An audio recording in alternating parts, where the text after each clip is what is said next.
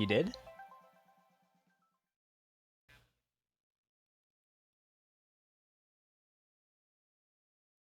Uh, no, we don't do that here.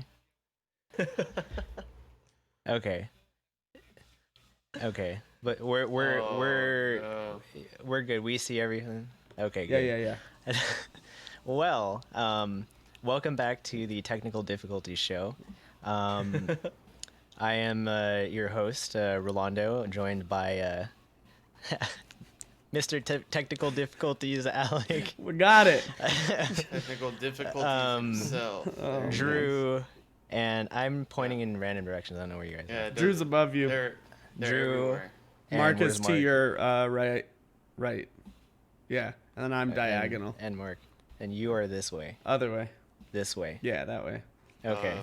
I remembered that I was going to have I was gonna call Mark something, but then I totally forgot. It was gonna be in.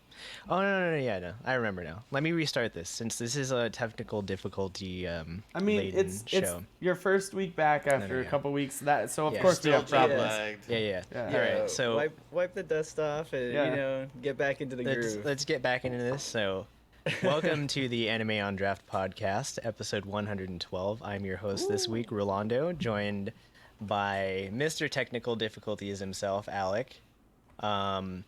Mr. I don't like screaming or anything, Drew, and he's above me, right? Yeah. Okay. And Violet Evergarden. All right. Oh, You guys ready All for right, this? we got a drink. I'll be right back. Oh, Go grab a no. drink. Yeah, I had that planned out for a week. You were waiting for it. I was waiting for it, but yeah, that's Mark. Yeah, I was listening to the previous episodes while I was out in Europe, and I saw that you guys started this whole Violet Evergarden thing. A meme. It's a meme. The meme. We did, yeah. So we did. We so got new I'm ready memes. for it. But All about this it. week, Alec and I are already drinking the beers that we're supposed to be talking about. But Alec, Wait. you have what? The Old Manhattan by Firestone. Okay. A cock 2019 style vintage. cocktail inspired blended ale. I just called it a cock style. A cock style. Cocktail inspired blended ale. This is the first episode we've had with everybody again in a while. Yeah. Yeah. Mine is this is a London brewery. This is the Colonel, and it's the Export India Porter. Export India. And if you Porter. know beers from London, I guess in just the UK in general, they do like porters and stouts. And Yeah. I did get a lot of those to bring back. So look out for those on the show. At some point, we'll get together and drink some of those because there's about I 11 hope more so. beers from London in behind me in a bucket. Nice. It's actually a bucket of beers. It It's is. true. It made it is home true. safely. You know That's what? the most important part. Yeah, seriously. I don't know if you could see it back there, but Oh, yeah. that is the bucket of beers, and that is my Yeah, I see. unpacked, or that is my packed suitcase that I haven't unpacked. Nice. Um, Oh, they fell. Oh, There they wanted to get exported. Oh, De- no. Deported. Yeah. Send them back. Oh, no. But anyways, welcome back, everybody. I know the last couple of weeks, it's been kind of all over the place. It's just Been like wild. Maybe at most 2 people, but yeah, the ship is still here. It's Yeah. still afloat. We had 3 people for like 30 minutes at one point. Yeah. Yeah. Hopefully everything's all right. Good. We're all Gucci. All right. Yeah. That's good. Yeah. That's a good thing to hear. Yeah. But getting into the episode, so let's discuss these beers. Alec, you and I have already I've had taken some a of couple this. sips now, yeah. because of a certain person. Because of Mark. No, not Mark, because of another certain person. Another certain person. that shall not be named at the moment. Voldemort. The Yeah. Voldemort of anime on draft. Voldemort of anime on draft. But Let's start with you. What is your beer like? It's real good. It's it's really good. If I like had I that. did not expect it to taste so much like an old fashioned, and then you take a sip and you're like, holy shit, that's a beer old fashioned. It's like stouty, but it has the same kind of sweet, like bitters characteristic, and it's just really good. It's really good. If you Now, like old Drew, fashions, you'd like this. you said you had this at Firestone, right? You went there. Yeah, so last week, I think, yeah, last week when I wasn't here, I was at Firestone Walker, yeah, and we took a barrel room brewery tour. Their brewery is huge, like it's the biggest brewery I've ever seen. But part of the tasters was that beer, and it was quite excellent. And I walked next to the barrel, or in the barrel room where it was aged, and it was a really cool experience. So, um, I'll talk a bit if we have time later. There's like a little note down there to talk about the brewery tour. But if you ever have a chance to go to Firestone Walker, and for us, I think we should make the road trip. It's not that bad. Mhm. We could also go I'd wine be been. tasting. Yeah. Yeah, I've been. I've never done the tour though. I would love to do that. Sounds Yeah. cool. I would be down. That would be awesome. That would be so cool. It's like $35 or something, but you get a little like snifter glass. You get 5 tastings. 3 of them were 12% alcohol and above. Jeez. You get to go in the barrel room, and you get like people who are like more of the beer enthusiasts. You don't get like just the random people who sign up for like, oh, let me just walk around. I think there's like a $5 or $10 tour. This was a much better experience, and you get a nice tour guide, and she was very helpful in explaining the brewing process as well as the history of the brewery, which is cool. That's cool. Nice. Awesome. That is And a note from what you just said: if you're gonna do one of these and you're inspired by us, take an Uber, Yes. because that sounds like definitely. a rough time getting home if you didn't take an Uber. Walking, don't drive. Yeah, luckily Yeah. we stayed about, what was it, like maybe a mile or 2 away. You didn't even have That's to not bad. get on the freeway, so just super super simple. right. Very cool, very cool. Very cool. Well, let's hear more about that after we talk about these beers. So, Yeah. my beer is from an English brewery in London called The Colonel, as I said before. This is the Export India Porter. It is a 6% ABV porter, and this is actually surprising to me. So the way this was described to me at the store I went to was that it's kind of just like a standard porter in like a very like kind of classic style, and that this brewery, the Colonel, does a lot of beers very kind of just standard. They're not it's like no frills. They're not trying to be all super creative and all that. They just try to make good standard beer. And this beer is actually a really good porter.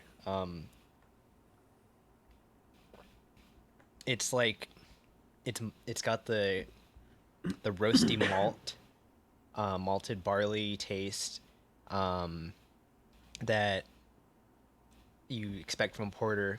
It also has that hop bitterness that honestly a lot of the craft porters kind of shy away from in kind of favor of more sweet coffee, dark chocolate. dark bitter. chocolate, that kind of flavor. And this is actually just like you taste hops, and that's actually something surprising to me, because it's like you do get the balance of the hoppiness and the malted barley, and looking at how dark it is, like that malted barley has been roasting for a while, so it is it's standard and like kind of the classic like English porter taste, but I think it's doing that in a good way, kind of like when we had what was it? It was like the Pilsners, right? Like we had the week where there was like the Pilsner Urquell and some of the other stuff where we were kind of discussing that sometimes doing classic, no frills beers Just without, the OG. yeah, like sometimes those like just sticking to the basics is like really good, and I think that this beer falls under that category. It Nice. sounds good. Yeah, I think Looks really good. Drew, I think you would like this beer. I think I would like it just judging from the color of the head. Like it's that like beautiful, like roasty, sort of chocolatey brown that I like in a stout. So yeah, and the way you described it too, it sounds like something that I would like. Yeah, this isn't like the super sweet stuff that like you tend to shy away from. Like this is like the like classic porter taste. It still has like the bitterness, the hoppiness in it. And it's solid. It's 6%. Like that's pretty good. It's not watered down. They didn't put water in this because this is from a bottle. But yeah, this is in my opinion a good porter. Like this is an example of a good English porter. Nice. From what we can see in the Very camera, nice. it looks delicious. Yeah, it's like good. the color of it looks really good. It's like the way the store clerk said, this isn't like Guinness or anything. This is like your standard porter, and Like he is A correct. real porter. Yeah, it's Though I not do all love watered, Guinness. kind of watered down tasting, but like Guinness is good. It's kind of watered down tasting though. But it is watered down tasting. Yeah. This is not. Yeah. I hear Guinness in Europe is different though because they well obviously they brew it differently in order to like from the standards that are here in the U.S. versus over there. Did you ever get to try any or no? I didn't know. He's like, I've that had is the Guinness. way, that was my reasoning. I was like, I've had Guinness. Just like had Guinness before. Yeah, Fair like enough. when I went to How pubs different in, could it be? in London, I had more local stuff. Like I went to this place called Craft Beer Co. And like I had their house. I think it was their house. It wasn't their house Pilsner. It was their house lager. That was good. The people there are like the bartenders. They were like pretty nice. Like the bartender there, he was like, "What are you looking at?" "Oh, I'm looking at like one of the lagers. Like, what are your house lagers?" He's like, "Oh, well, we have this one that this company brews for us, and then we have this other one that is just like a local lager, but it's not like their house lager." And he let me try it. Gave me like a pretty decent taster of both of them to decide on which one I wanted. I ended up going with the not the house one, but the other one. And yeah, like it's pretty good. You don't tip in pubs, but Yeah. like I would have tipped that guy if it was in America, because like that guy was like really helpful. Nice. Was that a brewery or was that like a brewery Just slash like craft house where they just have different selections? It was just a craft beer bar. So like well, not like bar per se, because like there was like a bar downstairs, but the upstairs part was just a pub. Just So like- just okay. like people were just drinking beers. I posted Drinking stuff BS. on Instagram, on the Instagram I from think- it. I ended up drinking that beer I drank was like from Santa Cruz, so it was just kind of weird. And it's just like, all right, well, this is an import beer from California that I'm having in London. But yeah, that place was pretty cool overall. The beer experience over there was awesome, especially like in Munich. But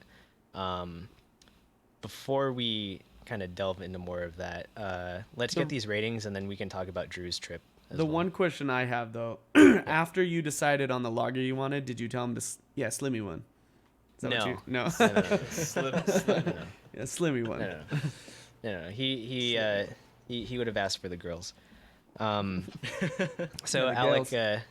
before we get more into this beer discussion, what do you rate your beer?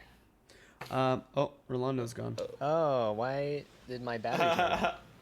Do we It want just to? went dark. second. We're gonna pause for a second. No. No. Mr. Okay. Technical difficulty. I think I really enjoy this beer. I'm a huge fan of old fashions. That is like if I'm sitting at home and I don't know, I want to drink something, or I'm out with people and I want to drink something and I don't want beer and I don't know what I want, I get an old fashioned. So I'm extremely fond of this beer. I think it's very well done. How It did you tastes get like an it? old fashioned. It was Total Wine and More. It's just they had like 'Cause five bottles. They didn't even have it at Firestone. Really? So They yeah, had like they don't five brew it. bottles. They don't brew it anymore. It's like I Oh, think it was she said it was like either 2018 or 2017 release, and Mm, they like every oh. once in a while they'll 2018. make like one batch of it, but they don't This is really brew it anymore. 2019. Old Mm. Manhattan. Yeah, so maybe they Mm. brewed a few, and I was lucky enough to have my local Total Wine and More stock it. So Because I guess they have like ones like the Parabola that they like constantly like re-up every year. I guess they said they. Well, I'll talk about it a little bit. You Yeah. can finish your. I think it's really Yeah, good. gotcha. It's got really good, like the notes you'd expect from an old fashioned, like citrus or cherry or I don't know, just goodness. And it's really good. I'm gonna give it a 4.5. Nice. Yeah, This Sounds beer, amazing. the Export India So Porter, I think it's a really good beer, and it is definitely a good example of like a standard English porter. I'm gonna give this one a 4.25. This is a very good solid beer, and it's like no frills, very good. Um, yeah, I think it's a very good beer. cool. Sounds good. That Cool. sounds good too. Well, Sounds like we got a couple goodies here. yeah. Yeah, I really want to try that Manhattan. You have to. The, It's so the good. base beers that are in that, So like by good. themselves, are really good. Like those are amazing beers. I don't know if this is the same because I'm reading the 2008 version, 2018. It's Velvet Merkin, Bravo, Sticky Monkey, and then they also put like a small batch of Parabola and Eldorado. And that's a Damn. crazy group of really delicious beers to blend together. Yeah. So Yeah, and it's I delicious. need to try that. It's Cool. delicious. It's really good. Well, Drew, why don't let's like continue this conversation about like the beers and like these going to these breweries. So Drew, why don't you talk more about the Firestone trip? Yeah, so we kind of started off just we want to try. Well, we were driving. It takes about 5 hours to get to there from San Diego. So we were hungry, and we just went to their. They have a huge campus. They have like a tasting room. They have like a visitor center that's attached to like part of the brewery, and then they have like a huge like fermentation holding area, and then like a bottling area, and then a bunch of like cold storage and like tasting rooms and craziness. But it's huge. So we went to the restaurant, which was packed, and the food wasn't very good. Like it was okay, wasn't anything to write home about, but the beer was good. Liz got one called the Rosalie, which is like their version of like a rosé mixed with a like super bubbly. I think it's a pilsner, and then they finish it with hibiscus, so you get that really like rosé sort of color. It was actually very good, and that's actually available in most places. We actually saw it here in San Diego too when we got back. But Liz really liked it. It's very refreshing and definitely drinkable because it's only like 4% or so. And then I got their limited Elise. What is it? Their Marzen beer. Those ones that are brewed for Oktoberfest. They had just released that, and this is going to be a really hard time to be like not drinking because Sierra Nevada has theirs out now. Their Marzen beer. I saw that today, and then like this one, but that was only up in Paso Robles, so may not be able to get that one. But it was super good. Then, like I said, we went over to the visitor center where we started our tour, and we started off with their double barrel age system beer. It's like I guess what they're famous for, but the unfiltered version you can't get anywhere but there. And so that was like the first beer that made the brewery famous. It wasn't the 805, surprisingly. I know that because our tour guide was very excellent, and she was like telling us like the back history. The reason why they have like a lion and a bear mascot. Firestone, the guy is from California, and so he took the bear from the flag. And then his brother-in-law Walker married into the family, and they used the lion because of England. Because So. of Texas Ranger. Because the Texas Rangers, because so many lions in Texas. Oh no! What I didn't know, I had like an inkling, but I didn't know. But like the Firestone family, super famous for wine, but also the tires. It's that whole same family. I didn't know it was. The Holy same shit, family, they so. are. I didn't know that either. Yeah. Doing pretty well so then. They make good wine, good tires, and really good beers. So, good at everything. we went around. They were brewing. It's like Oatmeal Merlin, I think is the name of it. It's a oatmeal stout on nitro. So they were brewing that while we were in there. It had a very unique smell. It was first smelled kind of like vomit. Like a Subway then? It makes good beer, but it makes good beer. Right. Like some of the tubing and like the intricacy that goes into like the automation of their plant is like crazy. Like I took a few pictures of like just like the cable and the tubing that runs through it because it's like it looks like it's crazy, but it's like I guess it's the most efficient way of doing it. And then walked through a little bit more, saw like their canning. They have a couple big canning rooms. And then the highlight of the tour is the actual barrel room. So all of, not the sours, it's only like their like barrel aged ales. And so like I was taking pictures of these, and there's tons of different barrels. There's like tequila barrels, there's gin barrels. The blend that they're releasing this year that I think we should get has, it has Parabola and I think Sticky Monkey, but it has something barrel aged in gin, rum, and Four Roses whiskey. And the blend I feel like we read it about was that. super good. It's like it's got sweet. The rum is super sweet. You get like a little bit of like tangy, foresty from the gin, and then it finishes with that whiskey flavor. It is excellent. So I think we should. I feel like we talked about something before. I know we were talking about it, I don't remember when what it I was was called. there, I couldn't remember if we had talked about it or not. But That sounds that familiar. one's readily available now, so we should try to get it because it was really good. But that whole room, like I wanted to live in there. Like if you could like bottle the smell and like put it in cologne or something. Oh, it just smelled so Put good. it in hand soap, like Yeah, like to put it in, bathe in it. Like oh, it was so good. And then like so super unique because like I was saying, they had like Jarritos, tequila barrels. They had Four Roses whiskey barrels. They had like things that were chocolate bitter barrels. They were aging a beer in that. Orange bitters, like really random shit. But it was super cool. That's cool. Yeah, because I was just reading they aged part of the Old Manhattan in cherry orange and aromatic bitters barrels. That's crazy. Yep. That's so cool. And that's it like when because I went to the bathroom before they served that one, and it was there, and like Liz is like, try this, what is this? And he's drinking. I'm like, oh my god, it's so familiar. And it's like, this is called Old Manhattan. I was like, yeah, it tastes like a Manhattan. It tastes like an old fashioned. So Cool. It's so good. This But is yeah, delicious. I recommend that beer for sure. We should definitely get the 2019 blend, and I'll just kind of explain like how they get to the blend, and then we can move on. So I guess what they do is they take all of the barrel aged, like the main line for that year. So they look at all of those, and then they bring in a bunch of like really good high level wine tasters because they're good about making blends, Sommeliers and stuff. Yeah, basically. And so they have like 5 or so of them like prepared, and they're like, okay, this one has like 33% Sticky Monkey, 22%, Parabola, whatever they are. Go through them and say which one's the best. And so they all taste them. They have they do that for like a day, and then they decide, okay, that one's the best, and then they take the leftovers and kind of create it. What a cool job. Like, Yeah. what a cool Seriously. job. Hey, can you tell us which one of these blends is the best? Yeah, let me do that. Slimmy one.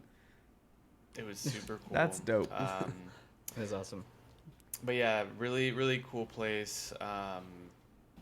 Yeah, we should definitely make a trip up there. Yeah. Maybe when it's like snowy season, we can Ooh, go. that'd be cool. Stay in like. Get that's beer like kind of carts. like on the way to like Mammoth or something or Tahoe Tahoe. or something. Tahoe, yeah. Yeah. We can just stop there, stop at Firestone, and then go snowboarding or something. Sounds like a neato trip, boys. Sounds like a Neat. pretty neato trip to me. It's pretty neat. Also played golf, and it was really hot, but the course was nice. Which Cool. course? Just the one that Like was there. Hunter Ranch or something. There's It's a not- there's a bunch of them over there. Not a famous one. I got the Pavo pills, and I drank that while playing golf. That's their Pilsner. Cool. Yeah, I Well. want to go now. Yeah, we should go. Let's go. All right. Right now. Let's go. We can also just Mike, like you ready to just drink do again? let's do a tour, you know, just like end up over at like Russian River, get some Pliny the Younger. They have a lot of breweries around there, and right? go end up over where Lagunitas is and like There's all like that. what in that like relatively close area. There's like 3 or 4. There's quite a lot in the In Paso Robles or no the Bay No, Area. just like talking that. oh Bay Area. Yeah. Like not too far, like a hop, north skip, of jump distance no, just from north each of other. San Francisco. That Russian River is pretty far north though. Yeah. That's Oh, the is only it? thing. yeah. It was Where's another Russian 5 hours from there. Oof, Yeah. oof.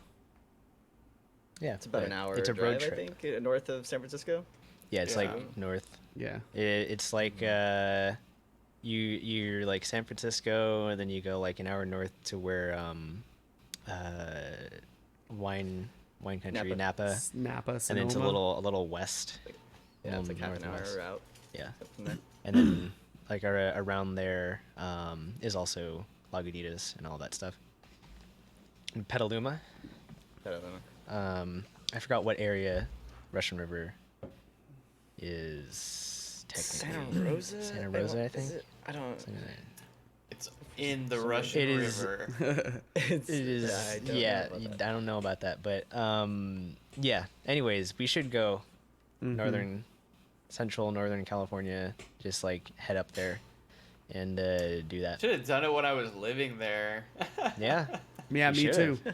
Yeah, back in Yeah. the days when I didn't know about half of this stuff. Yeah. I was there for 3 years, and I Getting didn't a do wine any of this. tasting or anything. No. Yeah, that reminds me of Santa Rosa. this- There's a Russian River. this hostel that I stayed in Paris. I met some lovely people over there, but like I was talking to some people from like Canada and Australia, Canada. and yeah, Canada, and they're like talking about stuff, and then me and like there was like another girl that was like living in San Francisco, but she was on vacation, and so like we were like California people, and Nice. we were like talking about random stuff, and then we were drinking wine and like talking about that, and they're like, "How do you guys know so much about wine?" It's like, we're from California, and then they're like, "Oh, really? Like I didn't know California was like people like did wine there." I'm like, "Wait, what? Are you Wow. serious?" It's like, I guess they don't know about that, but Yeah, like, we do they're a all lot of talking wine. about yeah, they're like talking about stuff. They're like, "Oh yeah, like wines from like Argentina and like all this other stuff." And they're just like, "Oh, California?" It's like, "Yeah, like do you not know that California is like a big wine place?" We got lots of grapes. Yeah, but it was kind of funny. It's just you know people all over the world. It's just like we don't obviously we don't know things about places where they're from, and they don't know about where we're from. So it was just kind of cool meeting new people. But yeah, this Europe trip I went on, there was a lot of cool things. One of my favorite things was going to the Hofbräu, the main location Yeah. in Munich, and cool. or München. I don't know, like I'm not German. But Germany is a fucking awesome country.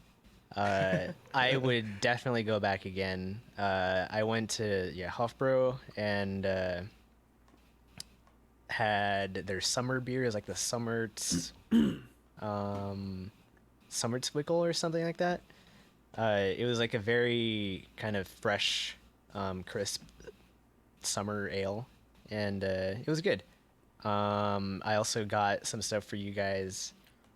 Sorry, chat, not you, but for Sorry, for chat. us, Out to everybody there's on like listening. the set of coasters from there, and then I got a Stein, I guess. Well, it's not like a Stein in German, but it's like there's like another word for it. But The it's boot? the big one. No, not the boot, Oh. but the Das the big, Boot. huge, like 1 liter mug. And yeah, that was that was a fun experience. Like they play music and stuff over there. There's like a Bavarian music band. There was like a full-on band just Yeah. like walking through the restaurant. That It video was. looked awesome. It was really cool, and it's just like such a fun atmosphere.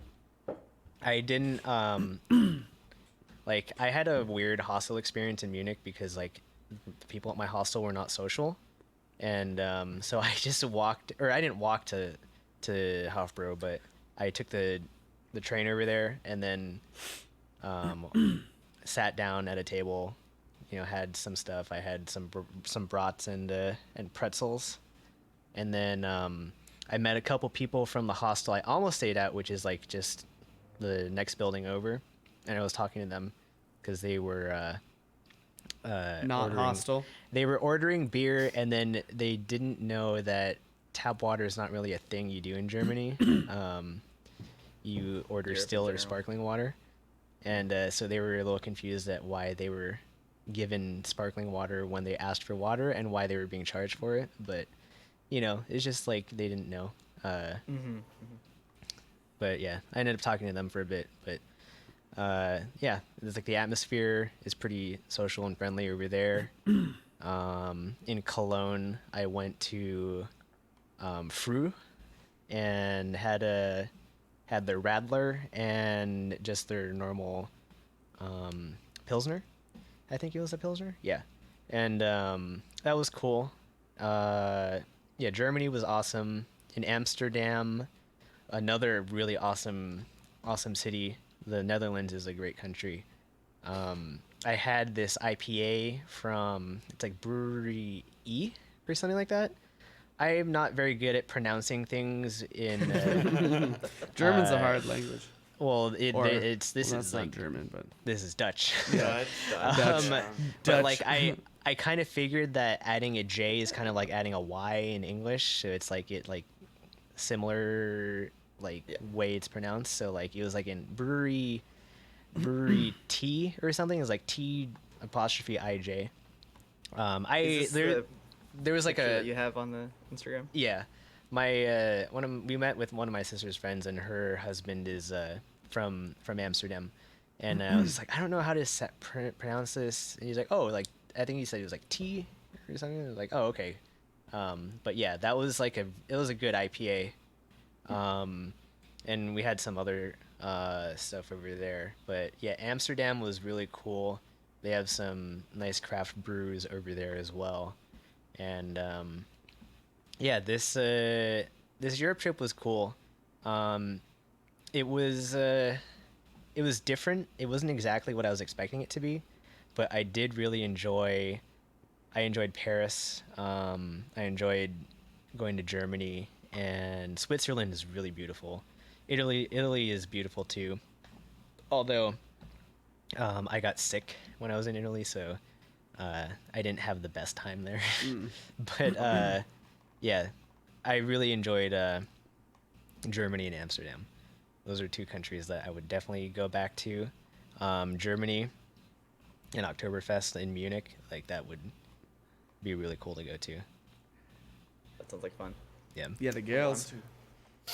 I want to. We'll have to go see because there's a Hofbräu house here in Las Oh, yeah? Vegas. Yeah, We should go.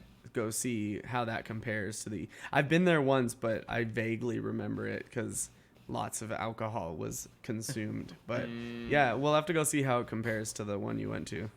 Yeah. The main one, The OG. the OG. The OG, that's right. All right. Well, now that we've gotten all beered out, let's Yeah. let's Yeah, the talk beer. about anime, the other Yeah. part of our podcast. Yeah. So, on our pairing for this week, we have Fire Force. So, I don't know exactly how much you guys have discussed with this show, but I know we're all watching it.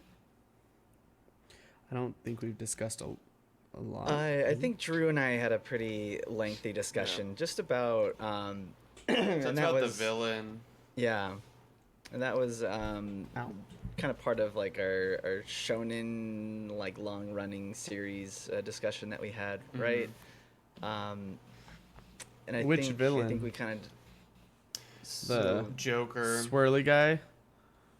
Swirly eye guy. The yeah, Dust Joker, Boy. I think his Yeah, name is. dust guy. hmm It was right before this arc that we just finished with the rogue sister. Captain Hibana.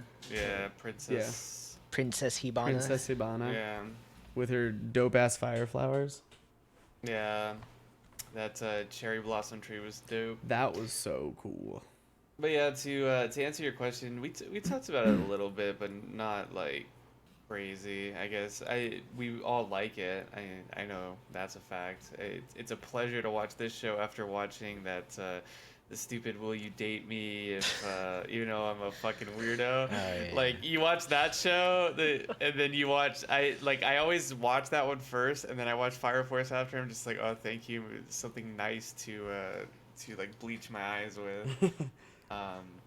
Not to hate that other show though, because the other show is dope. I just wish it was animated better. Whoa. I can't believe you're still watching that. Yeah. I tried watching. It's I gave it the 3rd episode rule, and I was like, I don't know if I'm gonna keep watching this. No, it's so sick. It's so sick. This week we got a chick whose fetish was smell. She's addicted to smell. It's so sick. Oh god. That's like the range and quality of shows this season. You have like these Yeah. really great shows like Fire Force, Demon Slayer, Vinland Saga, and then you got like just Harem off the wall harem nonsense. fetish Smell anime. fetish. Yeah. You The know what? Some of the Whatever you're some of into. the one-liners that come out of that show, unbelievable. dude, Yeah, that Unbelievable. fucking lolly just is like so weird, dude. Send me Yeah. a screenshot. and I was talking to it's Alec when I was crazy. watching this 3rd episode today. I was just like, I don't think I'm gonna keep watching this. It's just like weirding me out. It's pretty weird. I haven't Pretty watched weird any dude. of it. Yeah. You don't have to. Good. I'll let you all know Yeah, what you're about the missing. smell fetishes and Yeah. that. Yeah. Yeah, we need to come back to that when that finishes, and we need to get a final Final verdict. verdict on Yeah. just So how good. crazy it gets. All right, I can't even. I don't even know what they're gonna do next. I'm at this point. I'm surprised when the episode comes out because the quality's so bad. Yeah. That's like that studio did all those like super short anime before, so I'm surprised they were even able to put out a 23-minute episode. It's like 3 times the amount of time that they normally do. You're like, we can do it. Yeah. We'll do it. Well, anyways, going back to Fire Force. So, I guess you guys talked about the arc where they went to the rookie training, and so the arc afterwards is the assault on Squad 5, or yeah, Squad 5. So, what? I don't know. I guess what are your overall impressions on what's happening? Because it didn't really seem like they kind of laid it out as if there's this whole like conspiracy going on with these other forces, but like it seemed like Squad 5 wasn't even as bad as they made it out to be. They're very misunderstood, I guess. But I don't like which faction is really good. You know, it's gonna be hard to say like going forward until we figure out the overall like what they're hiding. You know, ulterior motives, a ton of different stuff. Her backstory is pretty tragic though. Like Yeah. and you can definitely see it. I really like the 2 characters. So like one end you have the princess, the other end you have the nun or the sister who's on Squad 8, and it's like how drastically one event can kind of split the 2. It was very interesting, but well done, I think. Yeah. What like because she was of an age where she kind of gets what's going on, whereas Iris is kind of still like super young. But there's kind of like this shift in Hibana's ideology. So it's she ends up viewing her power as like this thing that should be exploited to like for her own benefits rather than something that should be used for good.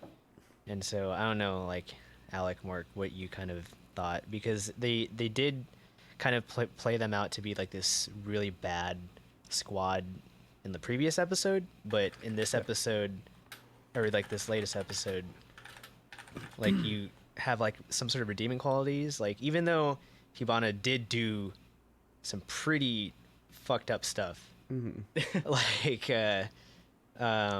they do kind of like somewhat redeem her character ish. They do, and they try to, at least, I guess. But I thought it was going to be a lot worse once they got in there. And, you know, I thought that the whole arc with how she's redeemed and, you know, he basically just punched her in the face and that was kind of the end of it. I still enjoy the show, but I just thought the conclusion to it all felt kind of cheap. But I guess as an intro to, like, the first potential bad villain of a company, like, they can't start off with, you know, the worst person and they have to gain allies as they go along. But,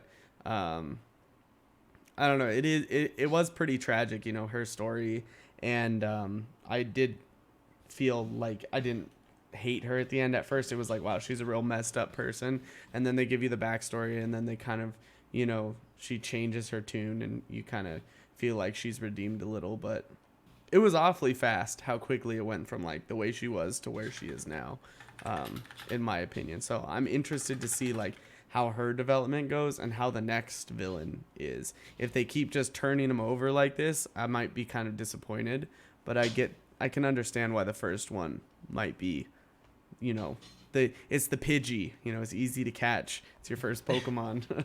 Right. I don't know if it's like correct to really call her a villain though. Yeah. I think like Drew said, she was kind of like misunderstood, or if not, you know, posing as like an antagonist. That's like what I got from their whole squad, is that they're doing some kind of fucked up like research and, you know, torturing these, you know, fire demons. I mean, but, the old pointy head dude was that kind dude, of a like, is villain. pretty- Yeah. She was pretty creepy. Yeah. No doubt about that. But I think like her ultimate goal was kind of just like play along, and then, you know, just still not fully like delve into being, you know, the ultimate like the worst group out of all the rest of the squads, you know, because No, like, she definitely just wants to make money and Yeah. like power. So, but Yeah. I almost figured they would paint her as like, I'm doing all this to like help you or save you to Iris, but it didn't really end up that way. I had a feeling that might have been where it went, but definitely did not. I did want to know though, and maybe you guys can answer this. Did Captain Obi like ever show up in the whole assault, or was it just No. led by everybody but him? So he was too busy everybody. getting his gear set up uh-huh. at the end, because he calls and he says like, Chief, I'm gonna investigate the 5th now. And then he calls them and he's like, all right, sorry, I got hung up, I'm leaving now. And they're like, and he's like, what, it's over? Oh. And he has all his Yeah. guns and shit next to him after he chugged his sake or whatever he chugged. Yeah, that was pretty funny, but also kind of sad for him. Yeah. It's like he didn't get to do Yeah. anything. Yeah. Well, They he's don't trying need to him. go about it like the correct way, you know, like Yeah. asking for permission.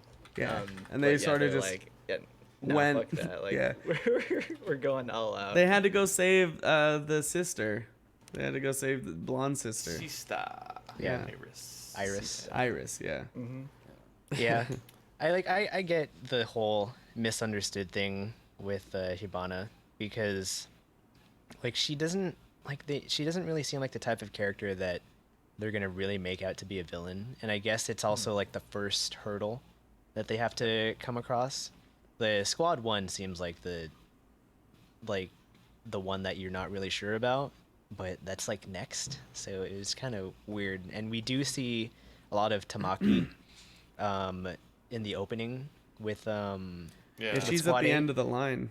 yeah, so I'm not really sure what that means. It's like, does she get released from Squad 1 and put into Squad 8? Does something happen to Squad 1? Like, I'm not sure Is she a what spy? You know, who knows? who knows? She's a double agent. Yeah. Maybe. I was thinking the one thing that I really like about this show, and I kept like popping into my head like as I was watching it, is like I really like all the characters, and I think Mark and I talked about this too. It's like I really like like I like all of them. The one that I find annoying, you could probably guess, is Arthur. But even he's like Mr. White Knight. He's bearable. How he wins the fight in the latest episode is so stupid. It's funny. Like just how dumb he is. He's so stupid. Like he can't speak very well. He doesn't get like analogies or nicknames, and then like he's an idiot when he fights. But it makes him kind of lovable in that sense. But man, all the characters super top tier. I think it makes it a enjoyable show for me, because you get some of these like the one that comes to mind is My Hero Academia. I don't really like a lot of the characters in that. There's also Especially a lot some of of the side characters. There's more characters for sure, and so it's like obviously you're gonna have ones that are like your picks and not. But yeah, I don't know. Something about all these characters are just, like super relatable. They're all different enough. Their design is very good. I don't know. I like it. My burning question is, how many like identical twins are there on Team 5? Because there were so many. There was the triple mean? team It's just and then 3. another triple team. Well, they got beat up, and then he broke into the building. They're like, it's us, the 5th team of 3. I was like, man, what is this nonsense? Are they clones? How many are there? Like, we're the Then he Angels just kicked 15. him.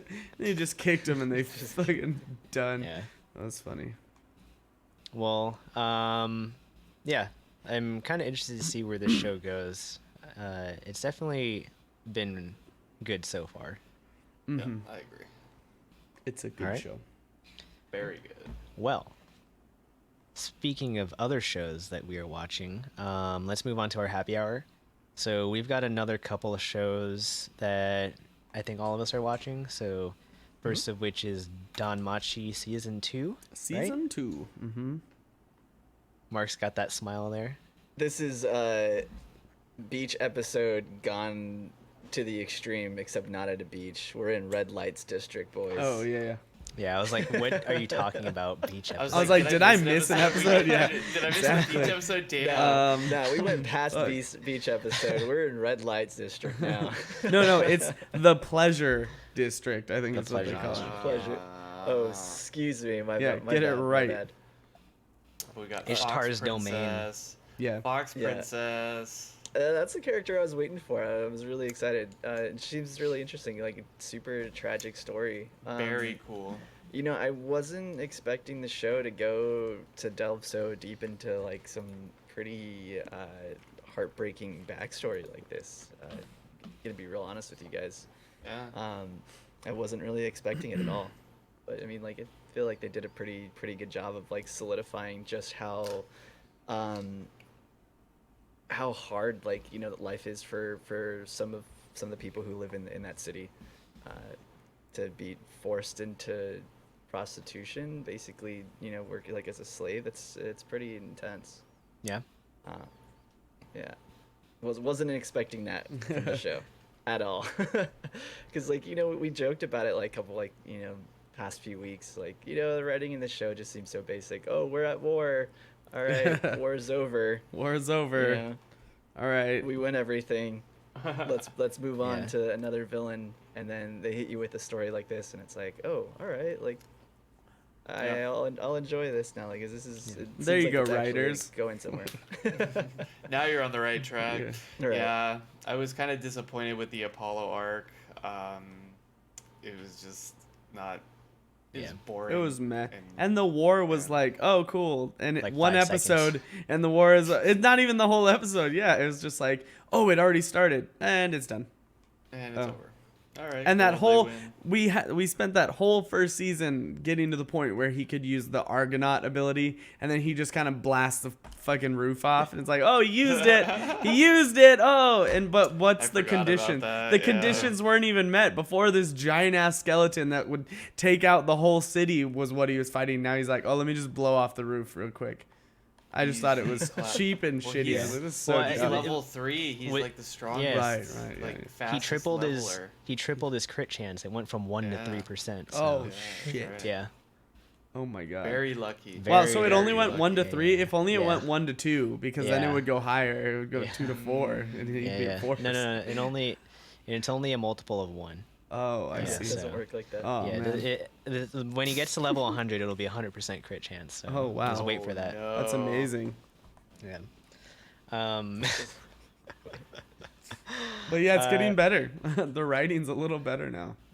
yeah. Also, I think part of it has to do with what's the little the backpack supporter. They call her Lily? supporter. Lily? Lily, yeah. Yeah. Like she's a terrible character, so it's like part of the Apollo arc was like dealing with her shit, and no one really cares about her. Yeah. So that also made the first few episodes of this kind of not unwatchable, but it was getting there for me. I do and find I, her and I character like all, very like I boring. like a lot of these characters, but no, yeah, Lily's character is super annoying. Right. Cool. So are Yeah. are they? I'm assuming are they gonna go back and still try to help out that girl's friend that they No. thought was in the Pleasure District? No, they're just gonna I let her. think No, it that's is- that's the kinda- Fox girl. Yeah, that's Is what that I the was gonna Fox? The say. Fox? Yeah. No. It's gotta be. Look, They're It just has gonna to leave be. her That- and the that's how they Fox set girl. it up. Yeah, Like it is she's the from the Fox But girl. far. how are She's they from the Far the East. same clan though? Is that what she They're said? not from the They're, same like, it was a clan. They girl- played as kids. Oh, they used to that was play the- oh, together okay. as She, kids. they just said she was of noble birth. Ah, I see. I Yeah. see. Yeah. The other two are from the same clan previously. Yeah. But as children, they used to play with that girl. Because they're both from the Mikoto and I forgot Chigusa, I think is the I think other so, girl. something like that. They're from they're also from the Far East is what That's right. That's right. is But- described. Okay. I mean, really though, they're must gonna have leave her missed there. that. They're gonna be like, oh, okay, well we got little Yeah. rookie. Just leave Look her. who I met, guys. Let's help her. Yeah. I wanna he's save got this some girl. he's got some weird ass luck is the way to put it because like he almost gets he A almost Titan. he almost gets destroyed by a He titan. almost gets Yeah, destroyed That's a by good way to those, describe that thing. by that certain Amazoness and yes the By the Titan. Titan. That was like one of the Amazons from Yeah. One Piece, like Oh my god. like 10-foot tall one. Ugh. Yeah. The snake sister kind of looks like her. Yeah, that's right? what I'm thinking. Yeah. Yeah. Yeah. And she like turns into a snake too. I don't Yeah, that remember. was a that was long- scary. super Alright. scary. Super I don't scared. like it. I didn't like that either. I didn't like it Yeah. one bit. That was interesting, but yeah. Well, let's see how this arc goes. It looks interesting so far. Yeah, Um, that whole like parts of that arc was a little weird. They just kind of also like brushed over like male rape. Yeah, I mean, Hermes just getting Yeah, raped. not gonna lie, Oh. I felt kind of bad that I was just so. It's fine. Well, it's yeah, funny, they were like, they it were just they were happened. they were It's like- brushing over it with what they were gonna do to the little Argonaut boy, and then and Hermes is just like they're trying to like deliver Crying. something, and then like you cut back to him and he's like crying. It's just like, but I guess they poke fun at it. Yeah, I felt bad for my man. Yeah. I mean, have you seen Ishtar? He couldn't have hated it so much. Yeah, but you know, like people Just- have their people. I Have mean, their, he probably wanted the Titan. That's why Was he it- was what in it- that house. He was going for Oh, the yeah. Titan, for Like, the they- commander. Post clarity. Come on. Post clarity. people have their boundaries, and Yes. we shouldn't cross them, true. no matter what gender yes. or yes, sexuality you absolutely. you adhere Absolutely. to. So, well, they made comedy out of it, but it's 2019. We don't do that. So, moving on. Let's. We've got. How heavy are the dumbbells that you lift? Dumbbells. Mm. This show is lit. Yeah, this show is really funny. It's like so I think it's funny. my favorite of the season, to be honest.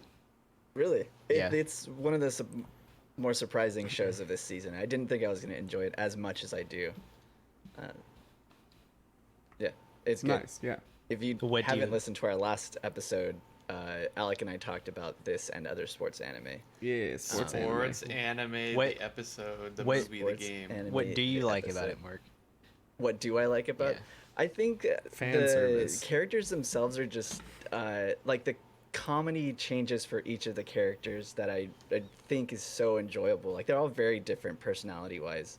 And I think that the type of comedy and like the comedic style that it hits on for each of the characters is just it's like perfect like comedic timing. So like you have this super etchy upperclassman, right? Is she upperclassman, right? And then just all the uncomfortable things that happen with her is just really funny. And I don't know, I think that I really like enjoying the characters. I really enjoy that it kind of seems satirical on a lot of like the whole arm wrestling thing. They jump to it being like a tournament arc or whatever, or they do the new other facial expressions, and it's just like it's just ridiculous. It's like a joking. It's like a sports anime that isn't taking itself seriously as a sports anime, and it's like we're just funning around. I love that. I love how after she got beat, her face got stuck, and it was like, dang, the thing sticking out of it, and then your face is stuck. So Alec, what you're saying is you like super like high level competitive sports anime and like super easygoing, Super easygoing slice of life. You just like sports. I just anime, love dude. sports Like, anime. You just Yeah, love exactly. sports anime. If it's sports There you anime, go. I'm gonna like it. Yeah, absolutely. I like that they have that mix of like it takes the show seriously in bringing like workouts and exercises, but then it also goes into that like satirical side of things where they're like she's like going Super Saiyan or something. Yeah. Yeah. Or even I love how like, It's- Michio it changes the art ripping out style. his Yeah. clothes. It's like Well, he's like off to this- the side. I had to go serious for a second. This show kind of reminds me of Cells at Work for that way, because it like talks about like the super Yeah. like biological response that your body has, but then it's like red blood cell Chan running around Yeah. being an idiot. So Being it's like the stupid. same sort of deal. And bloodthirsty So. white blood cell. Just Yeah. murdering things. Both very good shows. Well, they're both by David Production. Mm. So Is that why yeah. they look like they're drawn similarly too? Yeah. Yeah, Huh. that's why you get the JoJo faces with Mm-hmm. what's her name? What's her name? The Sakura? blonde? No, yeah, is that her name? Sakura? Hibiki? Hibiki, yeah, Hibiki. Yeah, the whiskey. Yeah. The Yeah, you get the whiskey you get the, girl. like the frozen face Yeah. and the eyes. Is that JoJo faces? Super. Oh, I need to go Yeah. watch JoJo now. Shit. You should watch JoJo, and yeah, you do what David just did. Go That's go go go go. JoJo. Um, That's JoJo. Still love that ending. No, you should watch JoJo though, because it's sick. All right, maybe. Is it like a sports anime? Super sports. There's a bunch of big, buff, burly dudes doing stuff together. Oh, so the I mean, upperclassmen would love it. Yeah. So many muscles. I can't remember her name, but yeah, that one. And there's Aztec dubstep Aztec Pretty sick. dubstep. Oh, That sounds lit, shit. dude. That is lit. and Nazis. That's an interesting turn I was not expecting. Oh, and just a couple Nazis. I mean, yeah. JoJo, but JoJo's sick. You should watch JoJo. All right. I need to catch JoJo. up on JoJo. Cool. Well, I think we've kind of covered the shows that we're watching this season. Oh, question Wait, about yeah. dumbbells. Do you guys do the exercises at the end of the show when it's saying When to they're do? saying it, no. Yeah, no. I'm like Oh. I'm lying in bed when I'm watching it. I've joined in. Depends on where I'm watching it. I've joined in for the past two. I was like, you know what? Fuck it. Let's get active. Let's do Sorry, this. I don't have 1 liter water bottles to do some laterals with. Just use dumbbells. Just pick up your giant to not to your left, the Maki. bigger one. Giant Maki. Maki. Is it Maki? Yeah, Yeah, the that's enormous one. But the That's- enormous she one. weighs Just like- lift that one. She Yeah. weighs like Like I did the push-up one when that I was like, yeah, let's do some push-ups.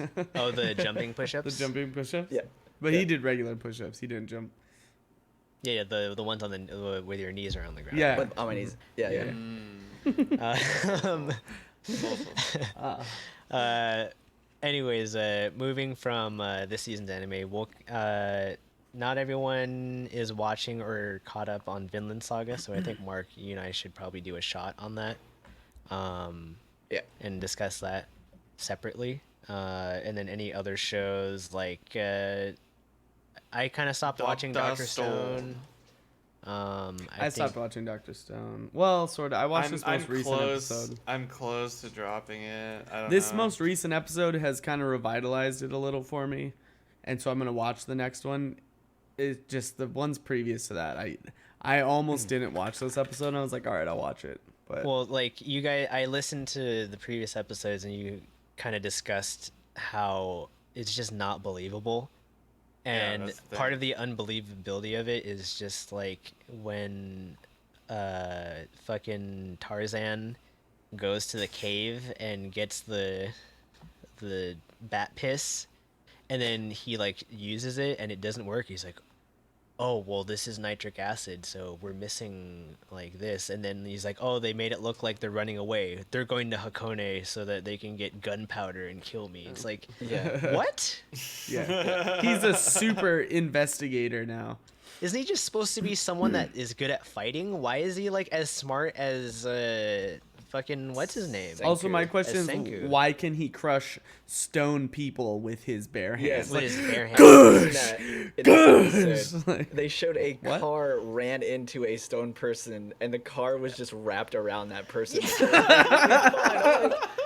and he's over here like, And he said, Yeah, and he like bare hand, he bare hand Bare kills a hand. lion, and it's like there's so many things that I have issues with. I know you're supposed to suspend your disbelief with a lot of this stuff, but like This is there's too too much ridiculous. suspension of disbelief in this. yeah. So that's the thing. Oh, So man. this is a show that is combining that semi-realistic with over-the-top, just anime random plot, Memes. I guess, like plot Tropes. devices and memes. Yeah. But it's just so unbelievable. But it's that taking itself seriously the whole time. Yeah. Whereas like the Yeah. other stuff, when it's ridiculous, it's obviously comedy. Here it's like Yeah. he's crushing stones and it's supposed to be scary. And then It's supposed to be cars are dramatic, running yeah. into stones and wrapping around it. It's like, But- okay, 2 tons of metal can't break this, but this human can But just he's got punch a it. noble cause, Yeah, murder. yeah. Murder. Noble Murder. cause. What Yeah. a noble cause. Yeah. Ridiculous. New World Murder, man. Yeah. He basically Anything wants to goes. commit genocide on like most of the world's like population. No, not. Well, yeah, he wants to commit genocide on anybody that is older Yeah. than like 20. Is essentially is his goal. Anybody that is considered an adult in Japan. The thing though, this most recent episode pisses me off too, because it's like Senku, whatever his name is, supposed to be like science, blah blah. And now he's like, I'm gonna make antibiotics. Yeah, I'm like, okay, yeah, Alright, yeah, right, okay. Yeah. So now okay, you know Mr. everything about medicine too. Mr. Yeah. Encyclopedia.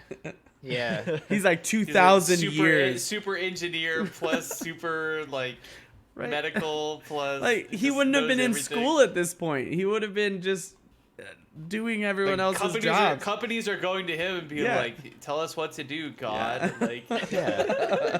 God, it's big brain time. Like, Big brain. this is what's called a Big. pro scientist move. Yeah. This is like the levels of absurdity that Shokugeki got to in like the latest season. But it got there in like 2 episodes. Yeah, like real fast. It got there real and fast. Shokugeki too is like super satire, whereas this I don't think it's supposed to be satire. No. Oh god. yeah. I'm gonna give it a few more. Like I as soon as I will.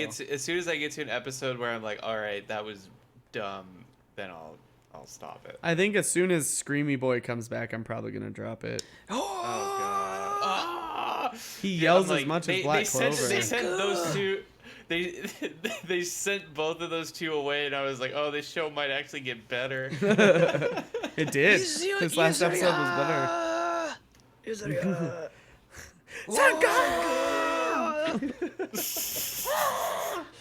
Gosh. Yeah. All right. Well, I mean, Yeah, at least the screaming in Vinland Saga lasts for like an episode, and then it's done. But we can talk Yeah. about that in another shot. So Yeah. let's move on. We've got a topic of the week since we're not doing a Orishiri this season, and so we've got a kind of double question. So the first part of this question is what is the first episode of an anime that kind of defied your expectations, like whether positive or negative? It's just like something that you didn't expect out of it. So let's start with Alec. Remind me the order of the Drew is above you. I'm diagonal to you, but upright, and then Mark is to your right. Okay, so we'll start with Drew. Ooh, start with me. Um, there's a couple that I could kind of talk about, but the one that always jumps out to me is School Live. That first episode is ridiculous. You get like a happy-go-lucky running girl who is just like a super survivor of a zombie apocalypse with PTSD, and you see like, and this is kind of going to the second question: is like why first episodes are so important. So like you get this whole world kind of framed and like set up in one episode, and then as the season goes on, it deteriorates more and more as things kind of go on, and it really like sets that tone. You're just like, wow, this is really bad, and it's about to get way worse. And it does get way worse. People start Yeah. dying and shit. But I mean, God, talk about juxtaposition. You go from like happy-go-lucky, everything's great, to like 20 minutes later, you're like, wow, the world is like kind of fucked. And the way that they do it is so good. Um, we talk about pacing a lot on this show, and it's hard to find another show, or at least another first episode, that had pacing like that had such an influence on the entirety of a season or of a show. So yeah, I always go back to School Live. In terms of like just sheer impressing me, like wow, this is like so good. Um, I guess it's more of an OVA, but Hellsing Ultimate.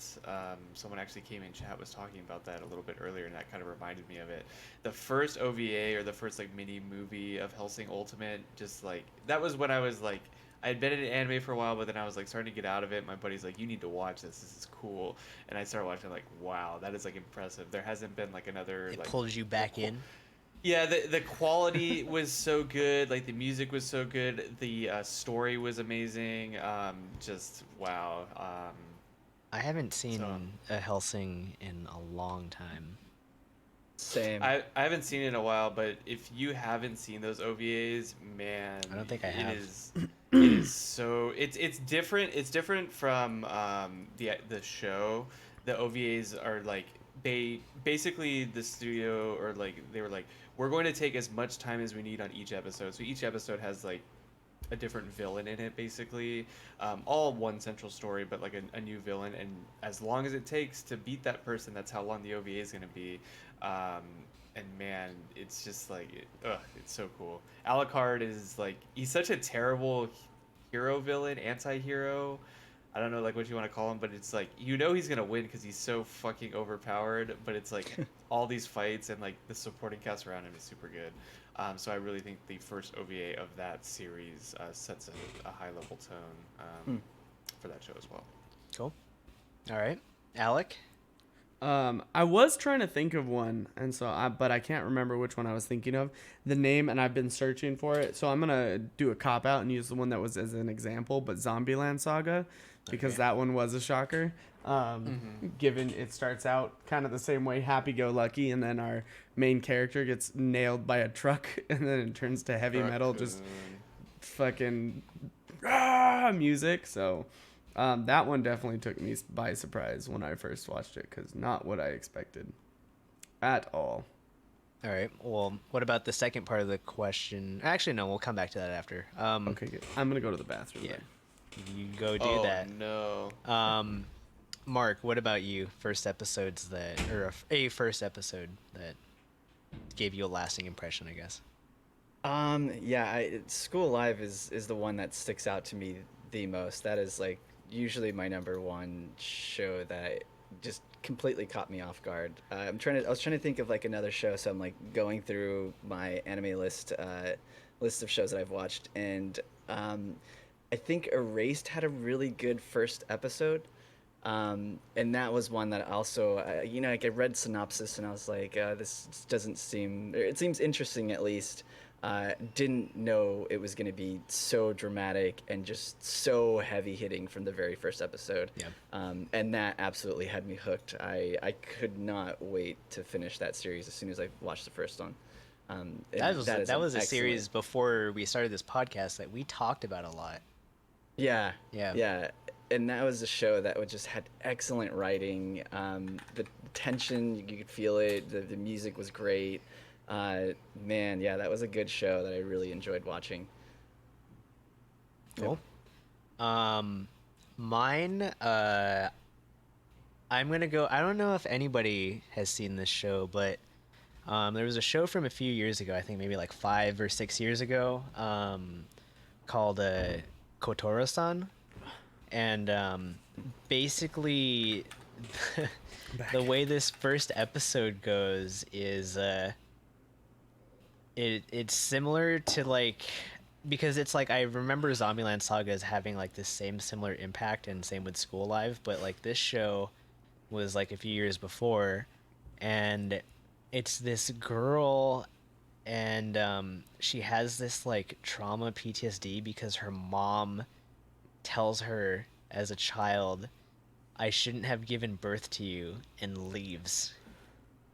Wow. Big Yeah. oof. But like the show is like Big the yikes. show is like kind of like slice of lifey, Is that and the it badminton? no. But that's definitely similar. But she I was thinking about that show. she's got this trauma. She's living with her grandfather, the father of her mother, and like the show is basically about trying to help her like become more like open and like friendly with other people, because she's got this like PTSD of her mom just like telling her like she shouldn't have given birth to her, and like her kind of feeling like she was like a mistake and like should have never been born. And it was just like, wow, that is like a horrible mother figure. And like Yeah. like we talk about like Hanebado and like how terrible that mother is. It's just like, well, she just like left randomly. Like she's still a terrible mother, but like this one just is just like leaves and tells like a young child like, I shouldn't have given birth to you, and just leaves. Like doesn't come back. She just leaves. Jeez. If you haven't seen this first episode, I highly recommend watching it just for the shock factor. But the show ends up being slice of lifey and like kind of, What show is it? Kotoro-san. Oh. The Troubled Life of Miss Kotora. Yeah. Yeah. Troubled That Life is one, right, man. Yes. Yeah. that one was definitely a first episode where I was like, "What the fuck?" And it was just like I didn't really like. I wasn't really talking to people about anime at the time, but like maybe Mark, your friend Yoshi, like at the time were like the other people. Yeah. Because this was before Alec started getting into anime again. This was before I recommended School Days to Alec. Not Can to we be talk confused about? with School Can we Live. talk about endings? Endings that had a shock value. Endings that were shocking that I did not expect. Yeah. That is. Yeah. That's the one. That's But, the one, and there- nothing will there ever it top is. it. But yeah, that was definitely a first episode that put a lasting impression and did make me, I was reminded of it seeing like Zombieland Saga and School Live. 2 zombie shows. That's not like, Not too is far. normal slice of life. But yeah, we'll go on to the second part. I of the thought of question. one more of Oh, my yeah, own. what is it? When I first started watching Shokugeki, that was not Okay. what I expected. With You all didn't the expect all clothes the ripping jizzing off and everywhere, the, yeah. yeah, exactly. I did Yeah, not Food expect orgasms? with the pork roast or whatever, and they're all just freaking out because of the juice. Yeah, Yeah. that was unexpected, but hilarious. All right. Anyways. Well, Yeah. Moving on to the second part of the question. So Drew kind of touched on this, but let's go back to you, Alec. Why are first episodes so important? I mean, for me, if I don't even like the first episode, I just won't watch the show. So you don't do the 3-episode rule. I don't really like Golden. What is it? Golden Time. Golden. Oh, Golden Time's so Golden good. Times. I watched like a minute and a half, and I was like, I don't like this show, and I dropped it. I have not watched it Man, you since missed then. out. He No, I like Ghost- didn't. He didn't even get to Ghost Bonnery, dude. No, Not I even didn't. Ghost Bonnery. He didn't even get to the cult. There was a cult in Oh, there. I made it. Remind me of the show. I made it to. I made it to where he had like he was holding flowers or something, and he was talking about what he was gonna do with the flowers, and I was like, I can't. This is so boring. Fuck this show. And I just closed it, and I was like, no, I'm not watching it, and I went was to a like- different show. That was like the last show that Hori Yui did. That I was like, she was the main character, I think, that I watched. And was I sick. hated her character. Just like absolutely hated her. I just feel like a first episode can make or break a show for me. And, you know, like a first episode can hook you too. Like, I thought the first episode of Attack on Shokugeki, Titan. Attack on Titan, you watch it and you're like, holy crap, this is awesome. I want to watch this. And so it can really, really impact. That's, you know, why some shows put so much into their pilot. And then the next episode's kind of like, but you're like, all right, the first episode happened. I'm sure it'll get better. Like it gives you that confidence to keep watching. So That is a good point. The whole pilot thing, because like in American television, a lot does get put into the pilot episode because when pilot season comes around, it's usually like 2 times a year in the U.S. and when pilot season rolls around, like you really have to pull in the numbers, the viewers, to get good ratings on like the first episode, because if it doesn't increase or it drops significantly, like by like episodes like 3 or 4, then the show just gets canned. So like first episodes are usually like some of the better ones in American television, and I feel like that's something that doesn't get taken advantage of a lot in like anime. And just particular. when I think about that too, like a lot of my friends who don't really watch much anime, they always like come to me like for a suggestion on like how like what's a good show to watch. I always pick a show like that, like Attack on Titan, like those really good like super solid Mainstream first appeal, episodes, yeah. because they are American and that's the kind of show that they're used to. Like, oh, that's really good. That first episode hooked me. Now I'm gonna watch the whole show. Then you can't get them to stop. So you want to hook somebody on anime, give them a good show with a good first episode. Yeah. Because like a show that I would recommend to somebody who's familiar with watching is like I love Durarara, but that's a show that involves, you know, like watching a couple episodes because from the very get-go, like you're just kind of like there's so many characters, there's so many things happening at the same time, like what is going on? And now this girl doesn't have a head, like there's just, like what's happening, you know? And like it's so that's like a show that, you know, might not catch somebody from the first episode, but it's worth it in the long run. So yeah, I completely agree. Like that first episode is something that has to be either like some sort of shock value or just really engaging, drawn really well usually. And again, I'll go back to that example of Hanabato. When I told you guys to watch that first episode, I was like, dude, animation is insane. Like you see the sweat, you know, coming off of their foreheads. You see muscle tension, the action of the shuttlecock. It's just that first episode was crazy. It was done really well. And then it was just kind of like a slow decline, yeah. Well, it was more like a slow decline and then just a cliff face. Sort It of would just. kind of do one of these, you know, like Yeah, it would, and it then- would go up again when you get to the sports, and then Yeah, when you got then to it the would action. decline. Yeah. Well, and Yeah. then it would go, and then it would go wee, and then just fall back down. For I mean, me, even this too- season, Fire Force has a really good first episode. Yeah. For me too, like like a counter argument to this too. Think about shows like Steins Gate, or at least the first episode or the first season of Steins Gate. That takes six, seven, eight, episodes to get going. But like once you get to that initial spot, and I think everybody knows, at least everybody here knows what I'm talking about. You can't stop watching. So there is some like idea where you can like start something off and like have it run a little bit longer to like get to this like penultimate sort of situation, but it's going to be a lot harder to hook a different type of audience. Yeah, and I think the thing that who likes anime. I think some of what like Steins Gate, God, jeez, had Steingate? over some other people is the first episode isn't like horrendous. It's enough to be interesting. It's a good first episode, but it's not like a real hooker. Like You the think of Fox it girl. like a goofy like slice of life, like a bunch of post high school friends hanging out and Doing weird science. science shit. With microwaves. And all blood. And one's a super haka. But yeah. I think, Bless you.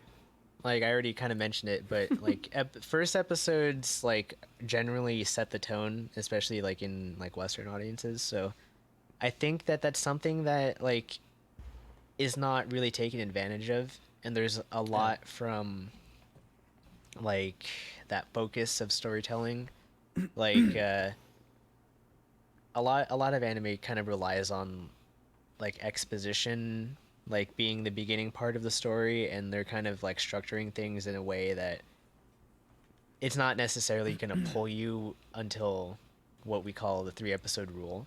So it's like you generally in the anime, you should give it to the 3rd episode before you decide if you're going to drop it or not. Except Golden Times. Because Watch Golden. sometimes like Not the gonna first watch it. episode I tried 3 times. just doesn't do anything. It's just like really setting exposition down, and I think that's something that if they did kind of lean away from that, it could really help get some shows out of the kind of canceled bucket and more into like you might have more seasons of it. Just they're not really taking advantage of that. I feel like animes are written more like books than our idea of shows, because like a book will kind of start by introducing you to the world, explaining where you are, what's going on, and then build into the climax, and then they follow that very structured book pattern. And I feel like they a lot of them follow that same flow.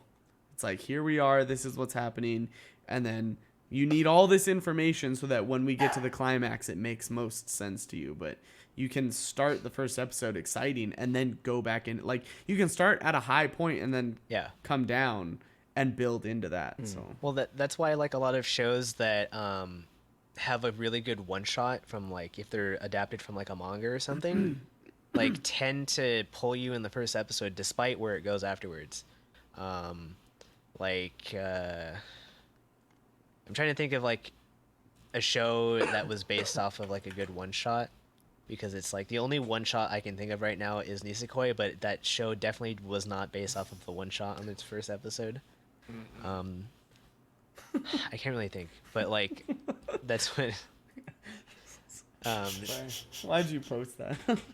What? He Somebody posted. sent me that. Stop Somebody posting. do that. Posted in Stop chat. posting stuff. I thought in- maybe I in- would need to pull it up, but it's not necessary. Just ignore it. I see.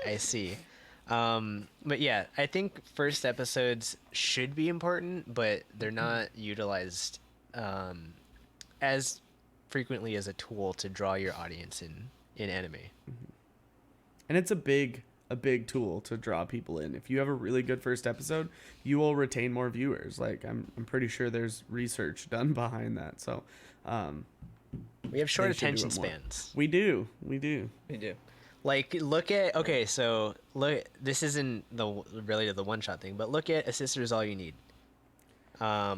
that had some shock value in the first few minutes. I almost turned that episode off Yeah, within the that's first 2 right. minutes. I forgot But about that about that beginning. Like, they got out what of is it real going on? quick. Yeah. And then like really pull you into the show because you're just like, oh wait, like this is pretty funny. And yeah, That was a really good show too. That was, I That think, was. one of the Yeah, better we shows all we've really like that. reviewed. Yeah. That had way more substance to it than I think any of us expected, based off those first 2 minutes. I think so. Some feels. yeah, yeah. Moving on from that, let's kind of go on to our closing and housekeeping. So, again, we're looking to finish that Anime Expo vlog on YouTube. We've kind We're of been working all on over the place. Yep. It's been crazy. Been super busy. Like I've been gone. Everyone's been all over the place. We're gonna get it done. Life is a thing. Life is a thing. It's Oh, hard when no. you gotta juggle, a 40-hour plus work week with all of it. So, Yep. sorry, but we're gonna get it. We're gonna get it out. We promise. We look out for that. So, moving to our news, we have a Violet Evergarden movie teaser trailer. Do we want to show that? No. Let me make sure the audio is going. Yeah. Go and show this for us. Hold up. Hold up. All right. Hey. I need to make sure. And let me make sure the audio is gonna work. Wait for it. Wait for it. Boom shakalaka laka. I'm gonna get it. I didn't do this before because I forgot. Oh no. Okay. No. All right. It should be all right. It's alright, it's alright. All right. Are we ready? Just tell me when you're doing it. All right. I'm Yeah. gonna start it right in 2, 1, go. お客様がお望みならどこでも駆けつけます。僕の人生は何もない。情熱も希望も。ねえねえと一緒にいた時のこともうほとんど忘れちゃったや。手紙を書きませんか？手紙だと届けられるのです。普段言えない心の内も。会いたい人とかいないの？会いたい方はおりますが会うことができませんので。届かなくていい手紙なんてねえからな。本当はこの子も不幸になるはずなんだ。でも僕が幸せにする。郵便配達人が運ぶのは幸せだから。思いがどうか届きますように。この名前を呼んで。 Neat. Neat. Oh. Pretty cool. Yeah. The sound of the typewriter, it pulls me back into that show almost instantly. Yeah. Super It's cool. almost like it's the next Violet Evergarden. Almost. I'm out. I'm out too. I still got some water. How's that? I got some tea. I got some water. I got some tea. I'm out of water now. Damn. Gotta hydrate. Stay hydrated, Here, I'm gonna- boys. I'm gonna I show you need guys. it. I'm gonna show you guys the meme Drew sent out in chat. If you didn't look already, it's up there on the old screen. But, Well, Go from the fields of violet to memes. yeah, so- to memes. In case any people haven't heard, but like a lot of people from Studio One at KyoAni have gone back to work, and that's kind of their way of fighting back against this The this terrorism. whole attack on them. And so I mean, props to them. Like they love what they do, and they're going back to it. And apparently there's going to be no delays in the release of a lot of this stuff. Like this movie isn't going to be delayed, I believe, and then the free there's like the free movie that was supposed to release that should have already been done. That's not getting delayed, and I believe there's another free, I don't know if it's an OVA or a movie or something that's supposed to get done, but like they're not delaying stuff. Good on them. And I think it was covered in a previous episode, but a lot of the stuff that they thought they had lost was still saved digitally. So Yep. they didn't lose everything in terms of work. They did lose a lot, like human life and other things, like physical backups and like art and all of that stuff that is priceless. But Yeah. they are, KyoAni is going strong. So that's good to see that we're going to get more quality work like this Violet Evergarden. Yeah, there's a lot of positive news coming out. I think they're also exhibiting some of the artwork that actually survived the fire, and like proceeds that are at that museum are going directly to a fund that's going to support families and the studio. So if you're in Japan, I would look into I think it's at the anime one of the anime museums in Tokyo. Cool. Trying to find that so I can retweet it. Well, while you find that, I'm going to move on to our next piece of news. So we've got non-alcoholic craft beers are being created, and they're going the whole actual craft beer kind of strategy where they're making craft beers with zero alcohol, and there's a whole not strategy, but like a whole process behind it in how they are able to extract the alcohol rather than just kind of stopping the brew process before any alcohol can be created. They're doing it in a way that they just extract the alcohol, and you are still getting the flavors from the brew process in it. And apparently, some of these beers are pretty good. So I would be interested to try it. I would be too. They're supposed to be a bit more on the health conscious side. Like, obviously sugars and all that stuff are still not good for you. But, like, there's not a lot of alcohol in it. And so, like, if people want to have a beer and they're, like, a designated driver, sober person, they can have something that tastes like beer if they enjoy the beer culture. And so I think this is pretty cool. The brewery that they kind of mention here is Well-Being, and they kind of started out in renting a corner in, what brewery is it? They rented a corner out of the brewers at O'Fallon, I believe. But yeah, I'm interested to see how this takes off, because there's definitely a market for it. And my camera just went out again. There's definitely a market for it. No. And I think it would be interesting to see more non-alcoholic craft brewers kind of take shape. So yeah, what do you guys think? It'll be interesting. I'd like to try one.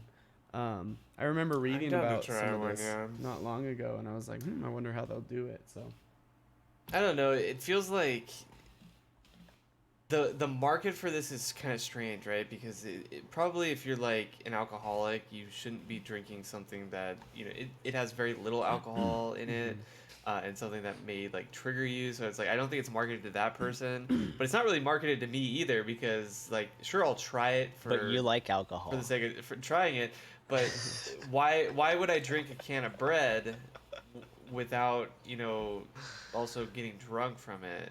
So it's kind of like a super niche market, I guess. I don't know. It's an interesting concept, but overall, it's like the main non-alcoholic beers. There's only a couple of them because not very many people O'Doul's buy them. Well, Beck's, I think O'Doul's. they're trying to target a health conscious audience that they might not want to have as many calories in a beer as you would It's still in an probably alcoholic. not going to be good though. I mean, you get a pint of beer is Well, like almost let's a not make 1,000 assumptions. calories. All right, they're in 2019, but like some of these beers, like we've got a 68 calorie 12 ounce can. It's a golden wheat ale. with 0.2% ABV. You got a something called a Hellraiser, could similar to a Fat Tire, and then a coffee cream stout, which is apparently similar to the Samuel Smith, one of the Samuel Smith stouts. And like these things have like they're targeted towards like the audience that enjoys craft beer, but they tend to drink something like Michelob Ultra because like they're trying to stay fit while get their buzz. Yeah, and then if it's that little of calories, I'm curious to try it because I can't see it being as good as like a full like Beer. calorie intensive beer. Because I mean, I've had Michelob Ultra, Michelob Light, or whatever it is. It tastes like water Yeah, it's with not like a very little bit of good. corn. Yeah. So It is Yeah, a corn so- beer. So. I think that this is a good like break into people who also have like dietary restrictions as well. Maybe somebody can't handle alcohol, or they can't have alcohol at the time or something, or other people who can't handle gluten because there's only like maybe a handful of beers gluten-free that beers, yeah. that that actually cater to somebody who It's has really like hard. an actual need to be gluten free. It's really that's hard very to hard to make do. gluten-free beer. I Sure. was curious about it because I was talking to my sister who's gluten intolerant, and she was like, I think it'd be really cool to brew beer. And I was like, well, you'd have to brew gluten-free beer. And she's like, is it hard? I'm like, I don't know. And I looked into it and I was like, yeah, it's really hard. Like compared to regular beer brewing, it's really hard. Yeah, I think that this is like a good step into breaking into some people who have like actual restrictions on drinking, or like can't handle a lot of alcohol, so they're just like, hey, I enjoy beer, so why not have something that is actually flavorful and isn't gonna destroy my system or something. Or isn't like a can of Coca-Cola with like a lot of Right. sugar in it. Right, You right. know. I mean, like kombucha is like one of those like health drinks too, but not everybody likes that super sour tart flavor of Fermented, kombucha. yeah. Fermented. That kombucha flavor. I love kombucha. Yeah. But- I've had some I like and I've had some I don't like. Yeah, it's for me it's hit or miss, but most of it that I've had is good. All right. Well, our last piece of news is Crunchyroll Expo is going to host a Zombieland Saga panel. And is it just the cast? Oh, it's cast and staff. So they are going to have Kimura Makoto, Otsuka Manabu, who are producer and CEO respectively. And then we have Hondo Kaide, the voice of Sakura, who is also she's voicing someone else this season.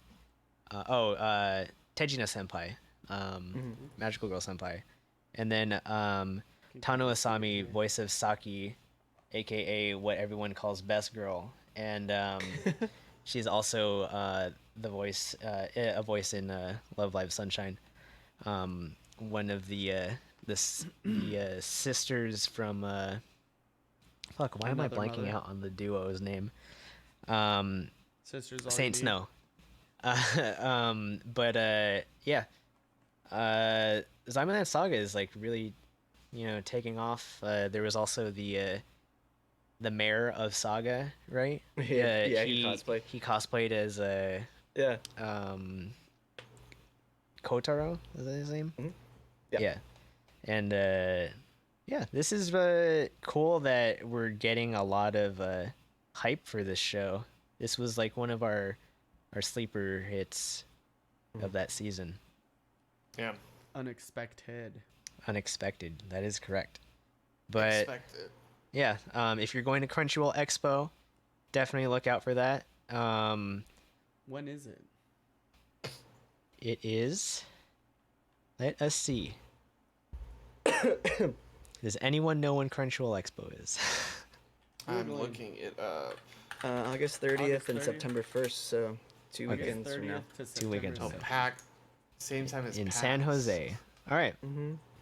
Well, that Energy Convention Center. that about does it for this episode of Anime on Draft. Woo.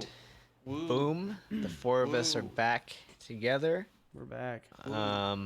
We had an action-packed episode. I'm raising So- the roof.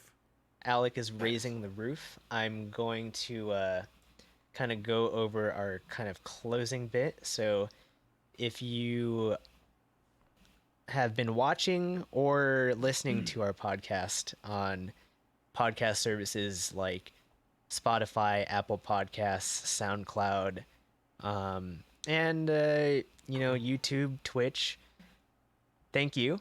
We will no if you- longer be. I'm just kidding. We will Shocking no some longer be on any of these services. No. If you could, at least on Apple Podcasts, give a rating and a review. If you enjoy our podcast, give us that 5 stars. It really helps get us the recognition, I guess, and visibility on that platform, because there are a lot of podcasts over there, and yeah, it would really help us out. If you want to follow us on Twitter, that is at Anime on Draft. Markman over here, he likes to get into Twitter wars with people about certain shonen shows And about who Yeah, I'm super the best friendly. waifu is. and He'll all call that. your waifu trash, so watch out. There's so much stuff about Demon Slayer on Twitter right now. It's Dude. it's so great. It's such a I love good it. show. But, Must protect. Must protect. If you do want to have a conversation with Mark, he's helming the Twitter for the most part, and he will definitely answer you if you send him a DM or like tweet at our podcast. Our Instagram is Anime on Draft Podcast. You can see some of the beers that I had in Europe and some of the beers that these guys are having, during the week when we're not live. So definitely look out for that. As I said, SoundCloud, Spotify, Apple Podcasts, YouTube, Twitch. We air on Sundays, generally starting around 7 to 8 o'clock p.m. Pacific time. I think we're in daylight savings time, so it varies. We still do that kind of backwards thing, like changing our clocks an hour twice a year. Sucks. But yeah, if you have any other topics, discussions, do you have any critiques? Do you have anything you want to see? Maybe possibly you want to be a guest on the show? Go ahead and email us at animeondraft@gmail.com. And we also have our WordPress, animeondraft.wordpress.com. It's not exactly the most up-to-date thing, but we have links to our social media, everything on there. And we do All have the a good contact links. page on there that will go to our Gmail. And yeah, you can feel free to message us from there. So that about does it for episode 112. Do you guys have anything else to input? No, thanks for Did listening. a good Yep. job. Yeah. Yep, I think Alright. it's it. That's the Well, thanks guys for That's listening. that good. And we'll see you next time. Bye. Bye.